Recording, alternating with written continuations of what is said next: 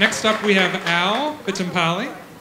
He just participated recently in the Domino Project, which is the best-selling Kindle book in the first week of all time. He wrote a series on that called Read This Before Our Next Meeting. He knows everything about meetings, so hopefully this one will be run well. He's going to talk about why groups make horrible decisions. Welcome, Al. How's everyone doing tonight? So years ago, I was involved in this project with these churches to help them fundraise. It was a fun idea. It didn't require any time or money on the part of the church. It was going to raise them a ton of cash. Quite frankly, it was a great deal. So what I'd do is I'd call these churches, and I'd find the person who was responsible for fundraising. I would tell them exactly how the program worked, and I'd even show them case studies of all the other churches that we got great results for.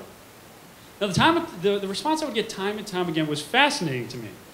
They'd say, "Thank you, Al, this is fantastic. We can't believe you called us. I just have to run this by my committee at our next meeting in 6 weeks." Committee meeting? 6 weeks? I would say, Nancy, help me out here. Aren't you the VP of fundraising? I'd spend the next 15 minutes trying to convince Nancy that she should make this decision. But alas, it never worked.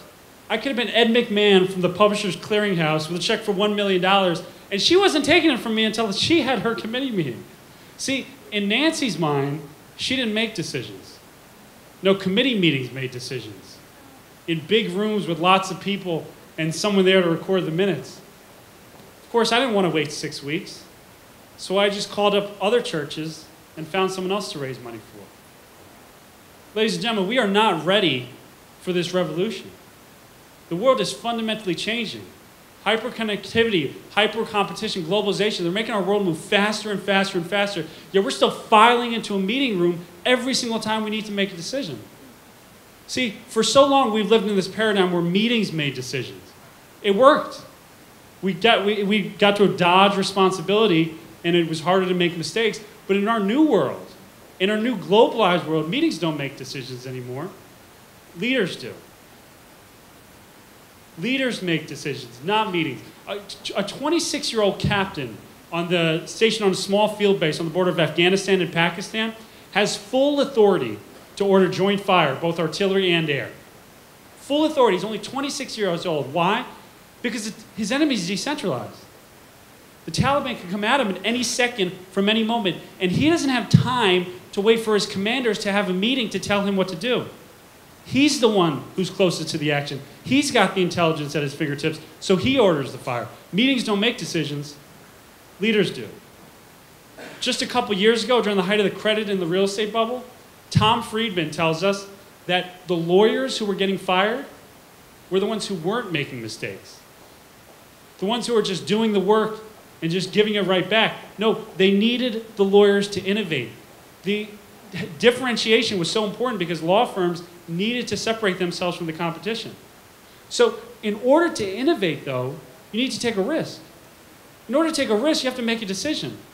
Because if your boss is making the decisions, well, then he's the one who's taking the risk. And therefore, it's his innovation. Meetings don't make decisions. Leaders do. Just a couple weeks ago, the Ragu, the company who's famous for the tomato sauce, started messaging random dad bloggers on Twitter. You guys probably know this story. Well, one of those dad bloggers was CC Chapman. Basically, they were spamming them with this link that was supposed to be funny. CC Chapman didn't find it very funny. He wrote a post online titled, "Ragu Hates Dads." Of course it went viral, created a firestorm online. Everybody was online that day criticizing Ragu, waiting to see how long it would take them to respond. You know how long it took Ragu to respond? 3 days.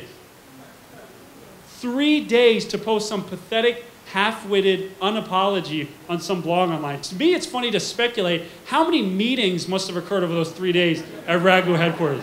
How many meetings of a committee of people, most of whom probably don't even use Twitter? So here's the interesting thing to me, though, the fascinating thing. Not one person was willing to step up and make a quick decision. Not one person at Ragu, not even an intern, saw what was happening and just said, you know what, I'm just going to post a comment apologizing on day one. Not one person was willing to step up and lead. Well, you can. You see, in our new hyper-competitive modern world, those who are willing to step up and make bold decisions are the ones who will be disproportionately rewarded. Those managers who are willing to trust their teams enough just to get out of their way are the ones who shine. Those organizations who are willing to push decision-making out to the edges are the ones who will outpace their competition. Ladies and gentlemen, in our new modern world, meetings don't make decisions. Leaders do. Thank you.